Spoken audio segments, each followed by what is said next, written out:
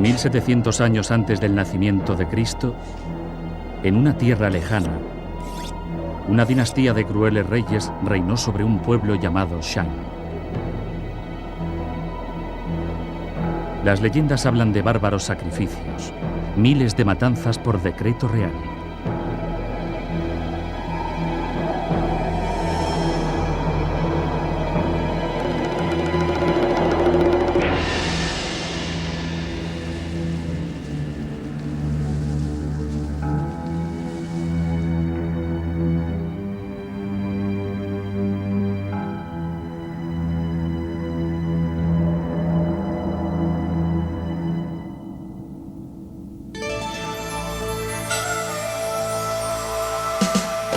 China, las grandes dinastías.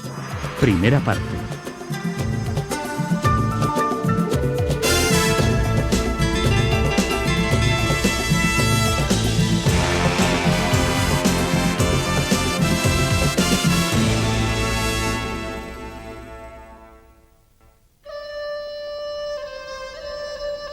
Sin embargo, las despiadadas proezas de los reyes Shang ya no son legendarias. Ahora sabemos que fueron realmente ciertas. La formación de la dinastía Shang es coetánea de los primeros esbozos de civilización occidental. Aquí, aislados en el este, la más remota de las civilizaciones estaba en pleno florecimiento, en una tierra llamada China. La mayoría de los occidentales cree que los comienzos de la cultura china están en la ciudad de Pekín.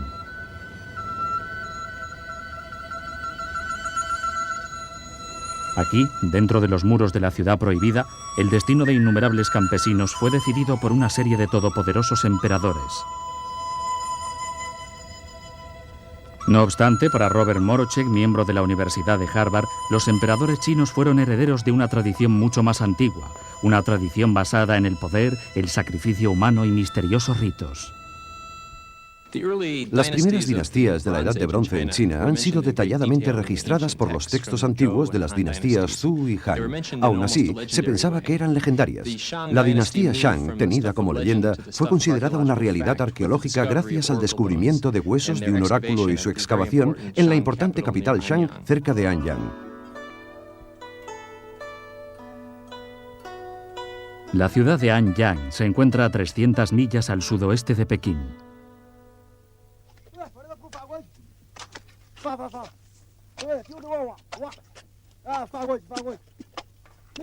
Aquí, en 1928, los arqueólogos chinos hicieron un extraordinario hallazgo.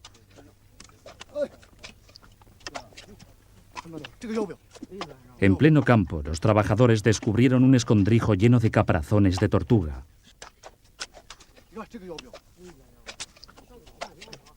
Los caparazones estaban recubiertos de misteriosas inscripciones, extrañas profecías escritas en antiguos caracteres chinos. Fue al cabo de varios años de investigación cuando las primeras imágenes sobre la vida de la corte empezaron a conocerse. Hace 4000 años, los sacerdotes reales utilizaban el calor para agrietar los caparazones. Luego, interpretaban las grietas para predecir el resultado de una batalla, el nacimiento de un príncipe o el éxito de una gran cacería. Los caparazones contenían la lista de los reyes Shang.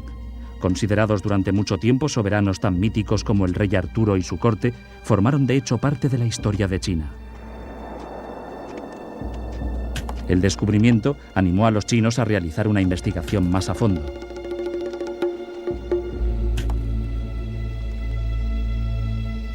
Este fue el asombroso resultado.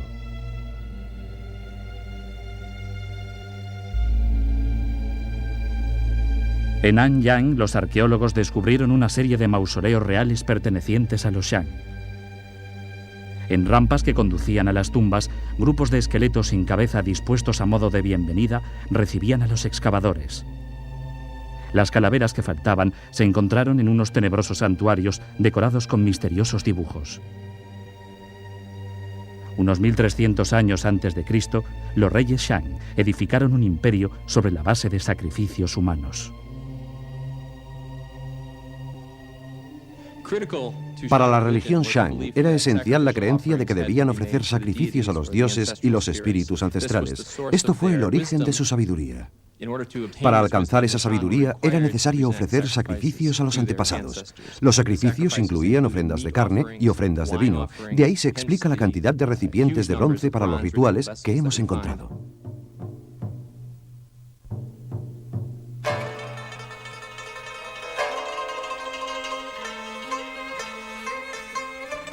Los Shang valoraban mucho más el bronce que el oro.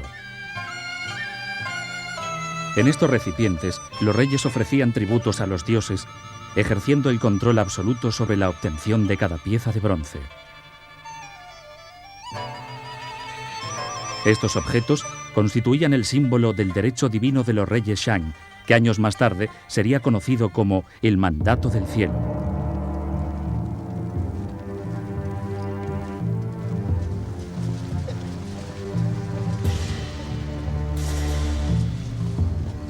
Los Shang emplearon una tecnología sofisticada para perfeccionar lo más sagrado de su artesanía.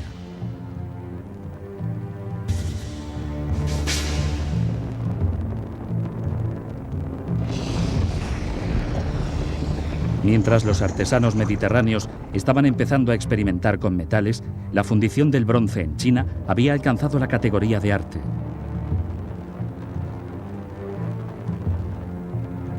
De unos moldes de arcilla envueltos en tierra surgieron objetos exquisitamente decorados.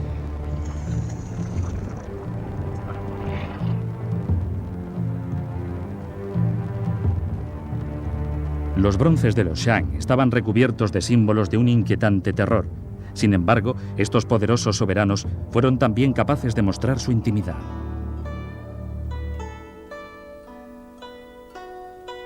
Wu Ding fue un rey Shang durante el siglo XIII a.C. Muchos de sus éxitos, tanto militares como políticos, fueron atribuidos a su mujer favorita, Fu Hao.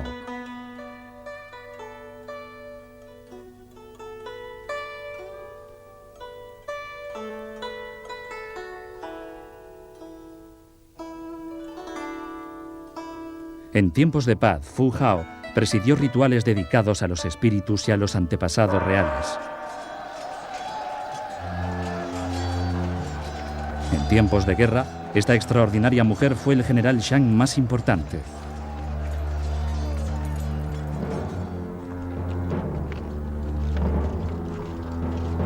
Dirigió un ejército de 13.000 guerreros en una batalla contra dos clanes enemigos, derrotando a ambos con victorias rotundas.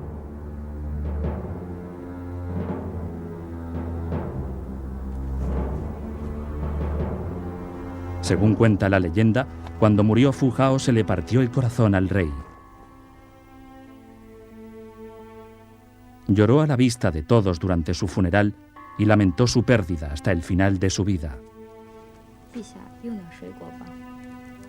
Con el tiempo, el reino que habían ayudado a crear también desaparecería. La aristocracia Shang era aficionada a las cacerías y las guerras. Hacia el año 1000 a.C., habían encontrado otra afición más perniciosa, el alcohol elaborado a base de mijo y otros granos. Sabemos por los textos históricos que el último rey fue bastante aficionado a la bebida. De hecho, las descripciones que tenemos cuentan que hasta la caída de su imperio construyó estanques llenos de bebidas alcohólicas y repartía piezas de carne y de venado en los bosques a modo de despensa para organizar fiestas y banquetes cuando le apeteciera. Probablemente, el hecho de que los Shang utilizaran en sus rituales recipientes de bronce con un alto contenido de plomo tuvo efectos patológicos que disminuyeron su capacidad para gobernar. Las inscripciones grabadas en los caparazones agrietados por medio del calor dieron nuevas pistas acerca de la vida de los reyes Shang en Anyang. Sus reyes eran despiadados.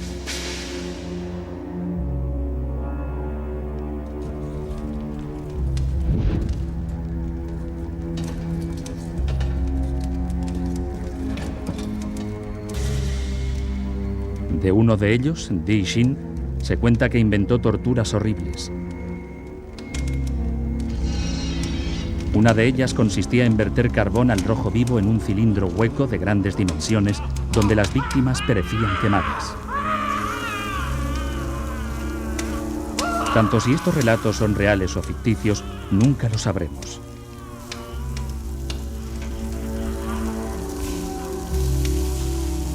Pero lo que sí sabemos es que Di Xin no fue el único que pretendió formar una dinastía.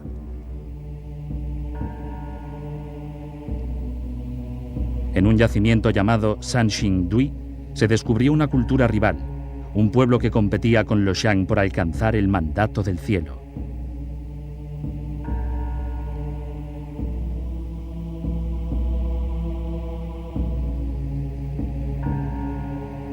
Estas máscaras de Sanxingdui se encontraron hechas añicos, formaban parte de un misterioso ritual.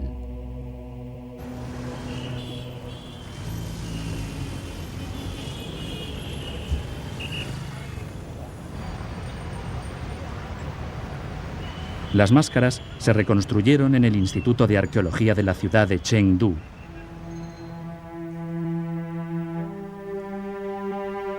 Más de 5.000 fragmentos fueron reagrupados a fin de restaurar este bronce colosal de unos 3 metros de altura.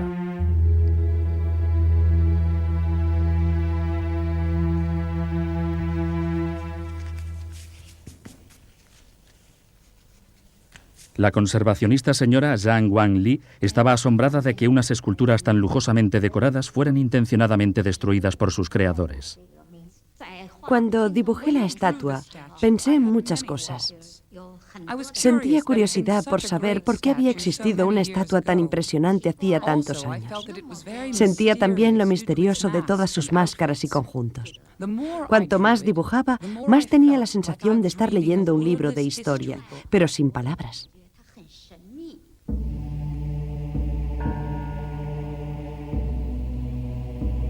Estas obras maestras, que habían sido hechas pedazos, parecían ser la prueba de un enfoque más sobrio del poder real.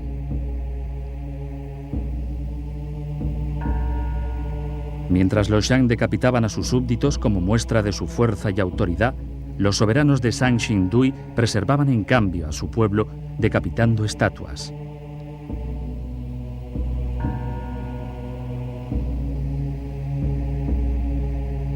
No obstante, estos reyes, lo bastante ricos como para encargar bronces tan extravagantes, fueron también capaces de reunir ejércitos formidables. Culturas como la de Sanxingdui pudieron debilitar a los Shang y de este modo se estaba preparando el surgimiento de una nueva dinastía, un pueblo llamado los Zhou. 1000 años antes de Cristo, 300 antes de la fundación de Roma, la cultura Zhou florecía. Establecieron su imperio desde una capital cercana a la actual ciudad de Xi'an.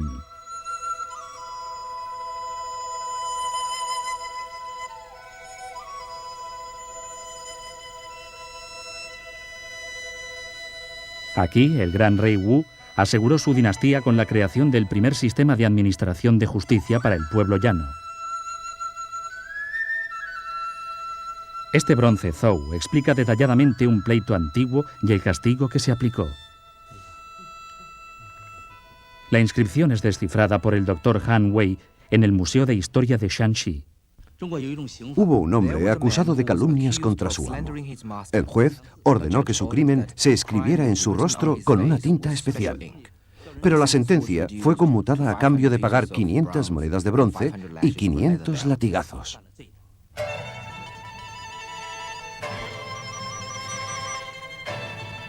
Los reyes Zhou crearon un sistema feudal basado en las enseñanzas de Confucio. El rey era estimado como un patriarca que confiaba grandes extensiones de tierra a sus parientes. Pronto, estos nobles reunieron ejércitos en sus propias tierras y empezó la lucha por formar otra dinastía.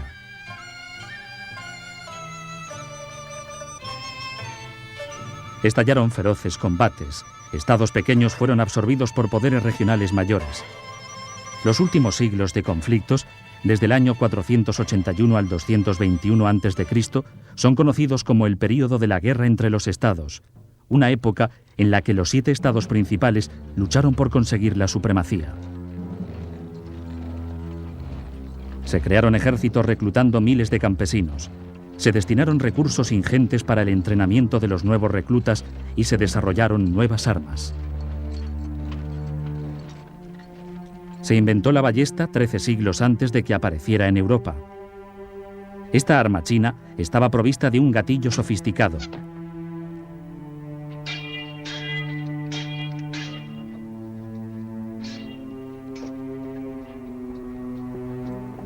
Los Zhou confiaban en la espada como arma de combate en el cuerpo a cuerpo.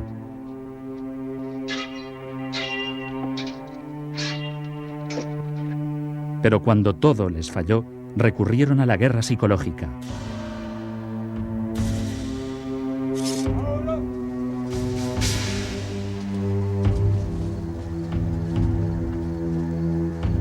En el año 496 a.C., un general Zhou, incapaz de romper el frente, decidió enviar convictos a la batalla.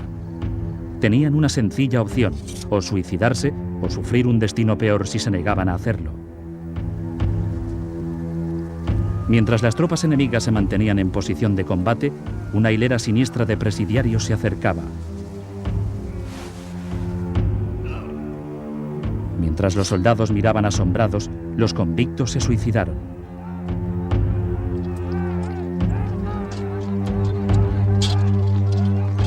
Con esta maniobra de diversión, las tropas del general pudieron batir a sus aturdidos enemigos.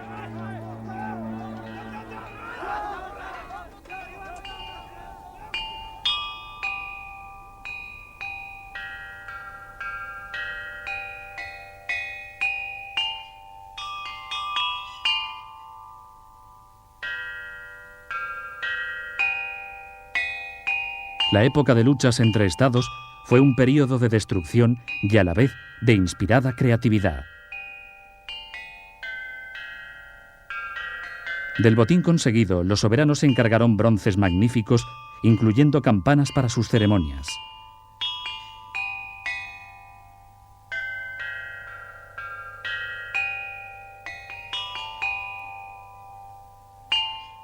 Las piezas de jade estaban muy solicitadas y simbolizaban el poder y la soberanía de las clases nobles.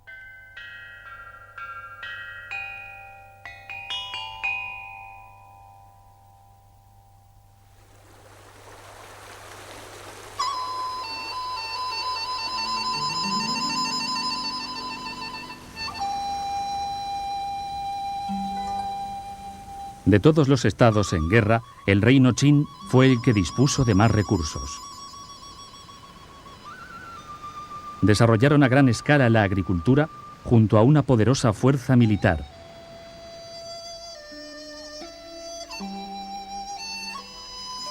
$250 años antes de Cristo, el corazón de la China central fue transformado con una red de canales, vías fluviales y nuevas esclusas.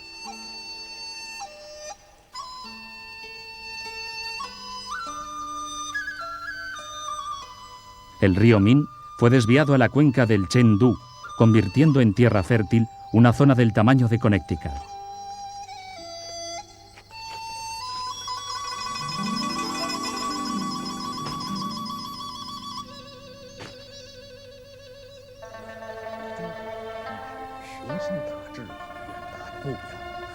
Los jefes Qin pudieron mantener a la creciente población civil, además de alimentar su maquinaria militar.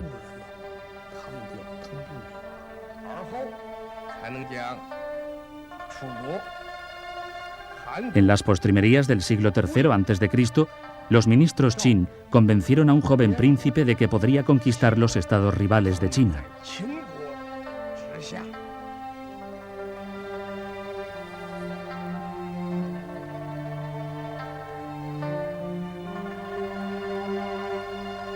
El príncipe siguió sus consejos y se convirtió en el soberano más poderoso de la tierra, hijo del cielo, primer emperador de China, dueño de todo bajo el cielo. Qin Shi Huang Di.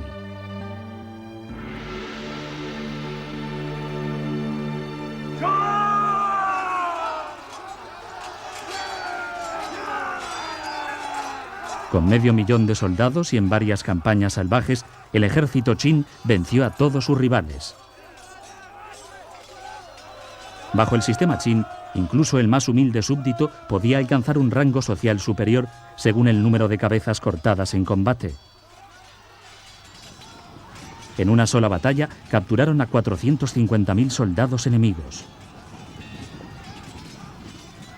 Todos fueron decapitados por los guerreros Qin, ansiosos por mejorar su posición social. Se estima que Qin acabó con 2/3 de la población enemiga.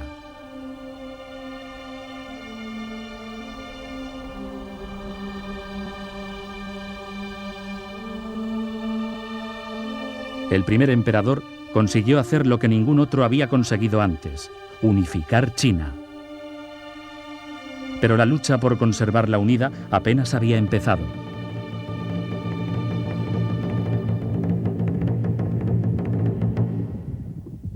Lejos, al norte, en lo que hoy es Mongolia, los guerreros nómadas atacaban las poblaciones Qin situadas a lo largo de la frontera. El primer emperador respondió con un ejército de 200.000 prisioneros y 100.000 soldados. Su misión, construir una barrera única en el mundo: la Gran Muralla China.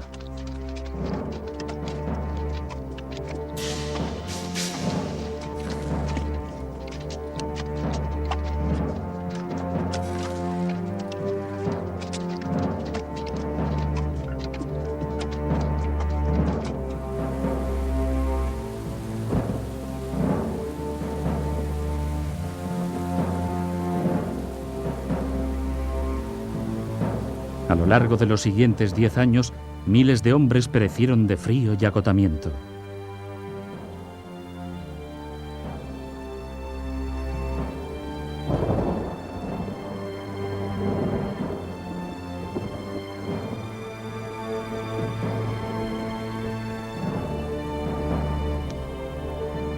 Sus cuerpos, rotos y mutilados, sirvieron de relleno de la Gran Muralla. Su única lápida, el muro que les costó la vida.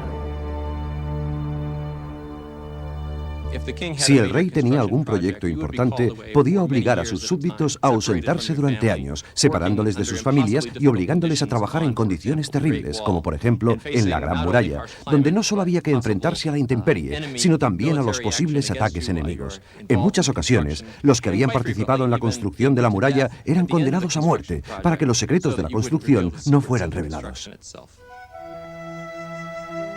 Los relatos antiguos cuentan la historia del viaje de Meng Jiannu en busca de su marido, un trabajador en la Gran Muralla. Incapaz de encontrarlo y vencida por el dolor, Meng se echó a llorar. La leyenda cuenta que sus lágrimas fueron tan amargas que el muro se abrió para entregarle el cuerpo de su amado.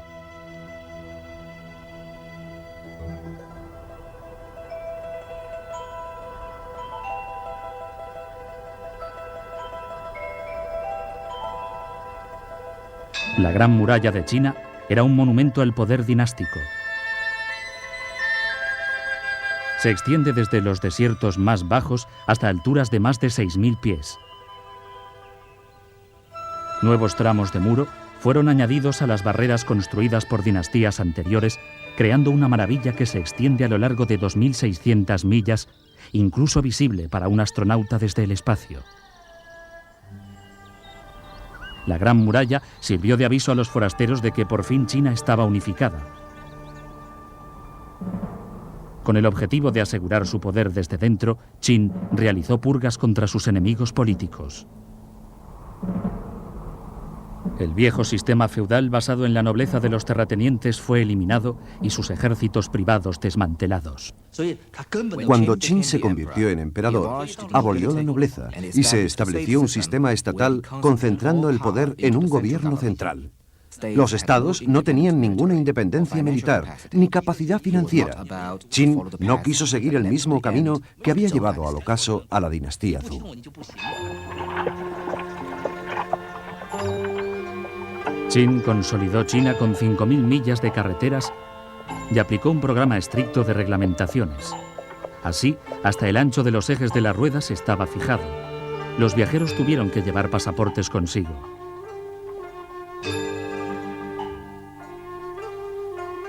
Los estados rivales pusieron en circulación monedas de todas las formas y tamaños. Con la imposición de una moneda única, Qin creó un sistema monetario nacional.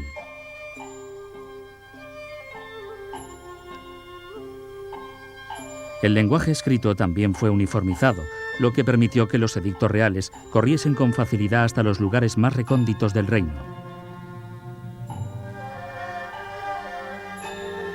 Pero el lenguaje también fue el medio para expresar ideas y opiniones. En sus escritos, incluso los eruditos y los historiadores de la corte empezaron a denunciar las nuevas ideas de Qin como una peligrosa rotura con el pasado.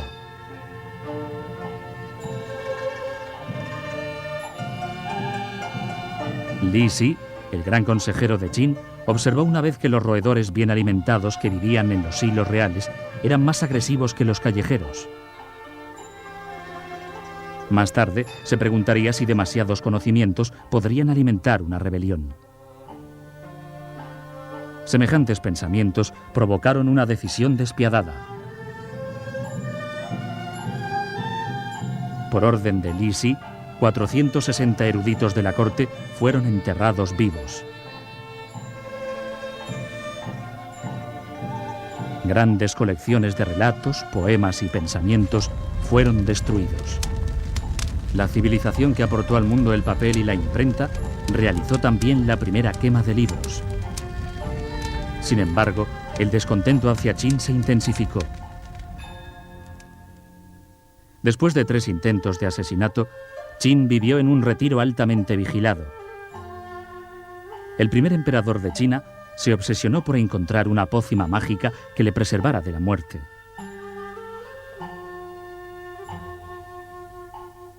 Un brebaje que esperaba le hiciera inmortal, conseguir lo que sus enemigos no habían logrado.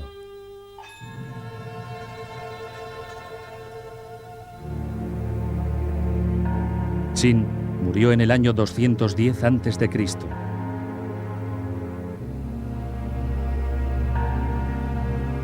El primer emperador de China fue enterrado en el más fastuoso mausoleo que hasta entonces se había visto en su país. Mucho antes de su muerte, más de 700.000 convictos habían empezado su construcción.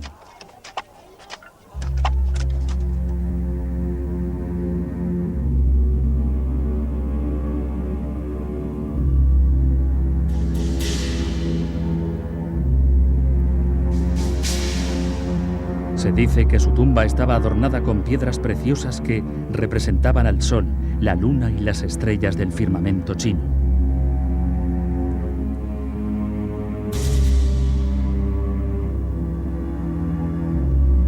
La sala central de la tumba, protegida por un sistema de trampas que activaban disparos de ballestas, estaba decorada con maquetas de ciudades y de ríos llenos de mercurio que fluían hasta un océano en miniatura.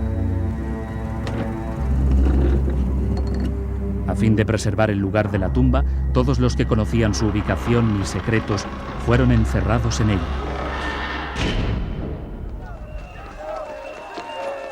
A la muerte de Qin siguieron 15 años de caos.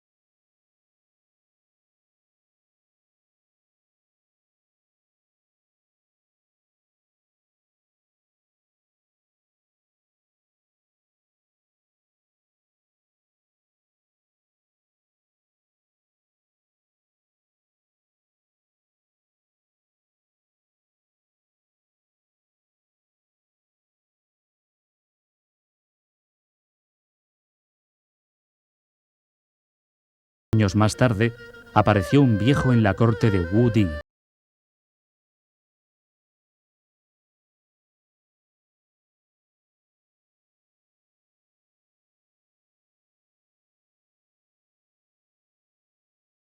Odisea de 10 años, incluyendo un extraordinario descubrimiento que había hecho en sus viajes.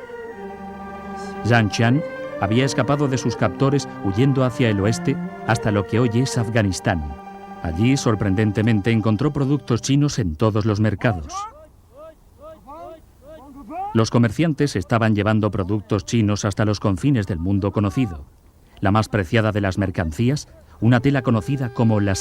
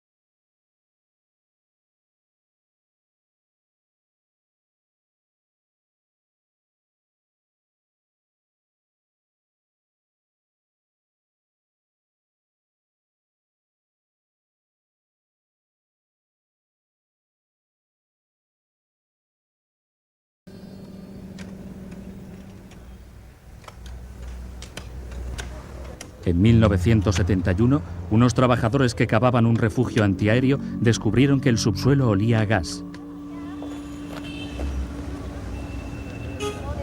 Aquel día cambió la vida del Dr. Xiong Chuan-Xin, director del Museo Provincial de Changsha.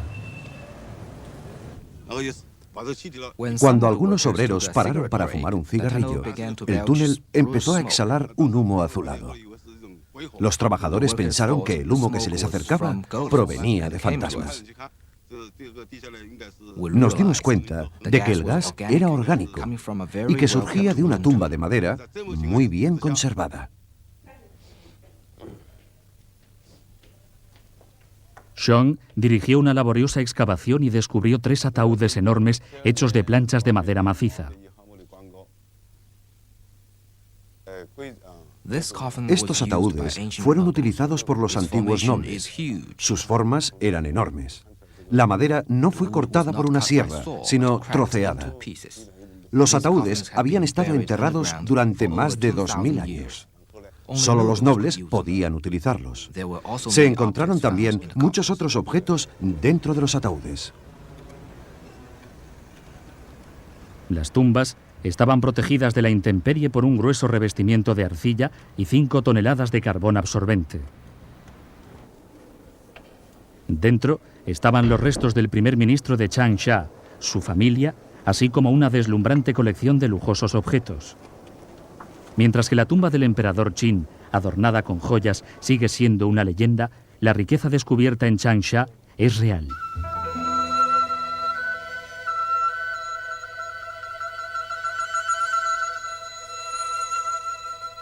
Más de 100 piezas de elegante y ligera seda fueron halladas en perfectas condiciones. Este vestido transparente pesa unas 2 onzas, testamento de la incomparable artesanía Han. La seda constituía también el material que usaban los dibujantes de los mapas imperiales. En este mapa se encuentra el dibujo detallado del curso de un río local, y es 300 años anterior al primer mapa conocido en Occidente.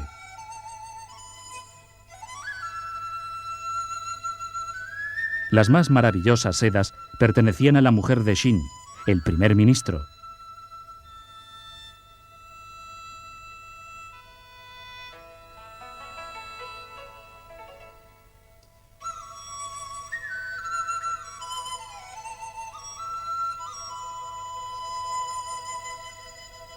En un tejido de seda se aprecia una semejanza con la señora Shin. Se trata del retrato de una anciana enfermiza y ojerosa apoyada sobre un bastón. Los investigadores saben ahora que aunque la vida de los emperadores era muy opulenta, sin embargo no era sana. Los restos encontrados en la tumba revelan que su dieta era muy rica en grasas, carnes y mariscos.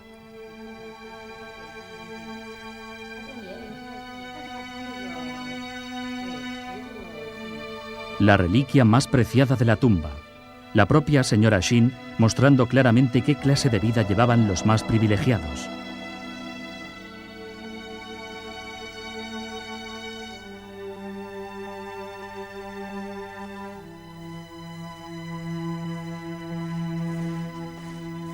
Enterrada durante 21 siglos, su cuerpo mostraba muy pocos signos de descomposición. Su piel, muy cuidada en vida, todavía estaba suave y flexible. Los investigadores podían ahora reproducir un primer perfil médico moderno de la clase gobernante Han. Los pulmones de la señora Shin tenían señales de haber padecido tuberculosis. Además, se encontraron en su cuerpo parásitos intestinales y una vértebra lesionada, lo que explica la existencia del bastón. Pero lo que realmente mató a la señora Shin, y sin duda a muchos de sus contemporáneos, fue una dolencia muy común hoy en día.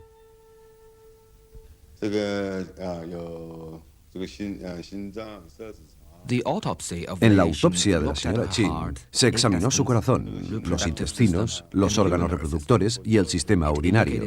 El resultado reveló que padecía una enfermedad coronaria y murió de un infarto a los 50 años aproximadamente.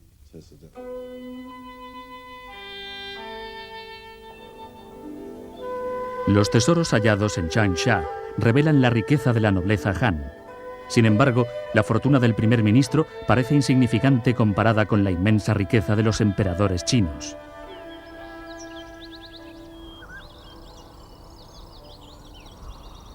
Para entender la magnitud de su poder y riqueza, debemos volver a la época del primer y más grande gobernante chino, el emperador Qin.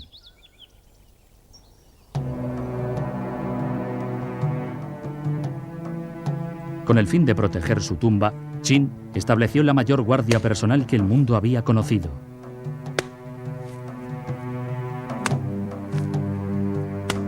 Aunque nadie sabe a ciencia cierta cuántos artesanos trabajaron en la realización de esta asombrosa empresa, se calcula que fueron miles. El inconmensurable esfuerzo, la dedicación sobrehumana en los detalles, la magnitud del trabajo en sí son únicos en la historia de la humanidad.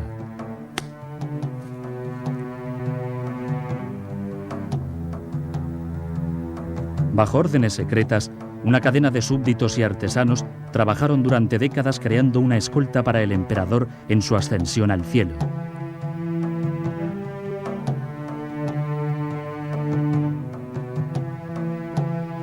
En esencia, Qin copió su ejército, convirtiendo a los soldados en figuras de arcilla. Los guerreros posaban como modelos para las figuras de terracota o bien morían.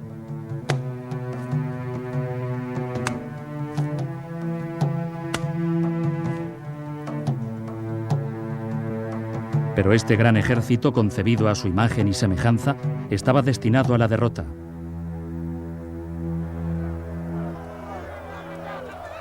Durante el caos que siguió a la muerte de Qin, la tumba subterránea de los guerreros de terracota fue descubierta por una muchedumbre exaltada y fue arrasada.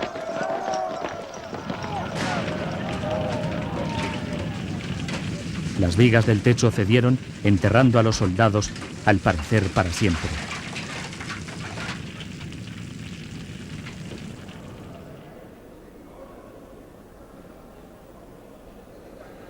Durante 2 milenios, el gran ejército de Qin permaneció perdido hasta 1974, cuando el mundo quedó asombrado con su descubrimiento.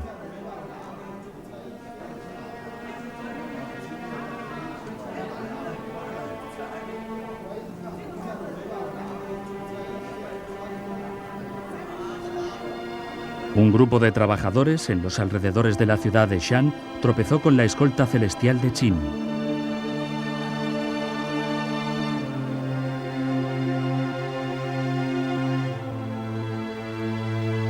Estas estatuas, en la zona llamada Fosa 1, son solo una pequeña fracción del ejército de terracota.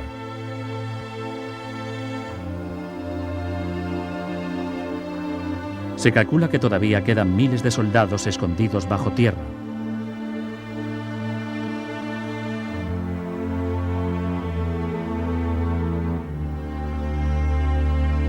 Liberados de su enterramiento, las legiones de Qin cautivaron la imaginación del resto del mundo.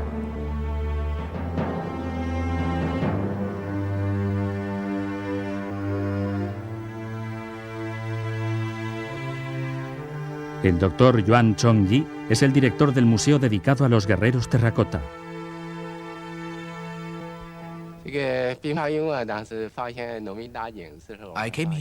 Vine aquí tan pronto como los campesinos que estaban cavando un pozo encontraron a los guerreros terracota. Cuanto más excavábamos, más cosas surgían. Más de 6.000 caballos y jinetes fueron localizados en la fosa.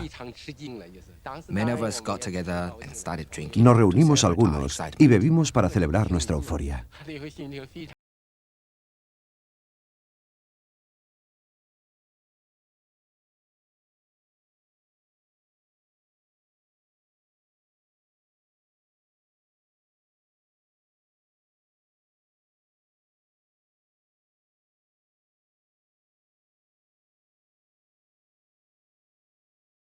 Han hecho añicos las figuras de los guerreros y como cada una era única, se hace muy dura la restauración.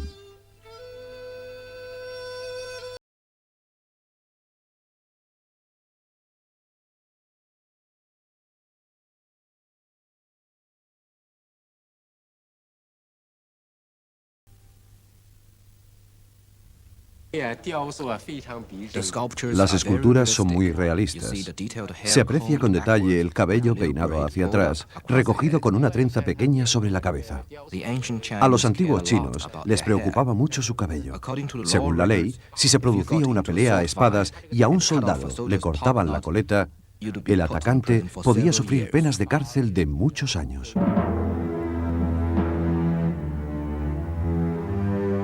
Mientras que el Imperio Romano se contentaba con un ejército de 100.000 hombres, el ejército de Qin estuvo formado por uno 6 veces mayor.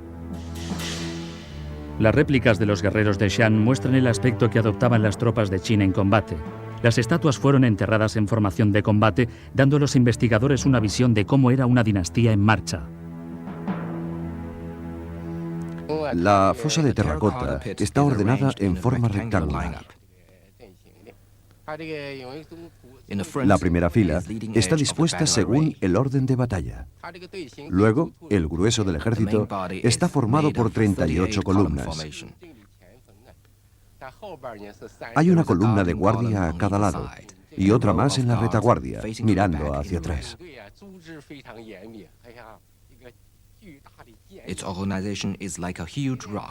La organización recuerda una piedra gigantesca. Cuando los guerreros de Qin atacaban, el enemigo quedaba hecho pedazos.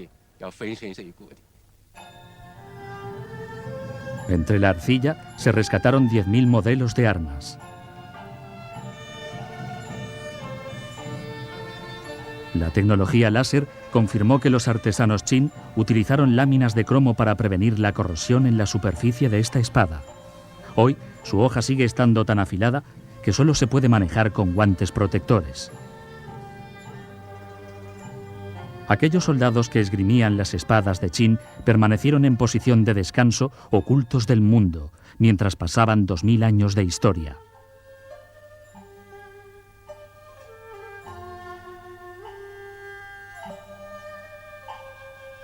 Hubo más de 200 emperadores posteriores a Qin que gobernaron hasta principios del siglo XX. Hoy son considerados como la gran paradoja de la China, una tierra donde en los ciclos de caos nacieron maravillas y creaciones que enriquecieron al mundo.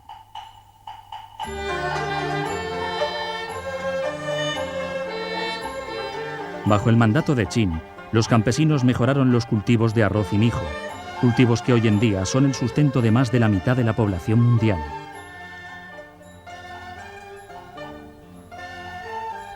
Durante la época de la Guerra de los Estados, los buscadores de jade recorrieron los parajes más desérticos guiados por el primer y primitivo compás del mundo.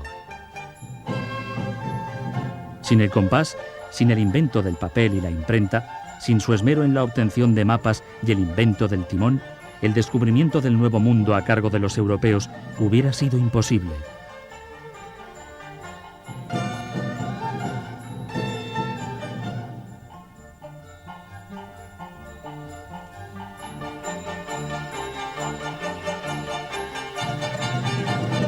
Al final, el reinado de los gobernantes imperiales terminaría aquí, en la ciudad prohibida, en los albores de nuestro siglo.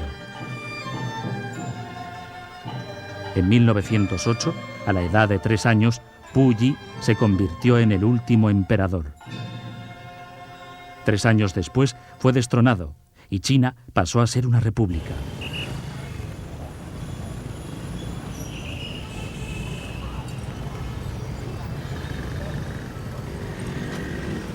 Para algunos, la tradición de los poderosos líderes todavía no ha terminado realmente, asegurando que el siglo próximo conocerá nuevas incertidumbres.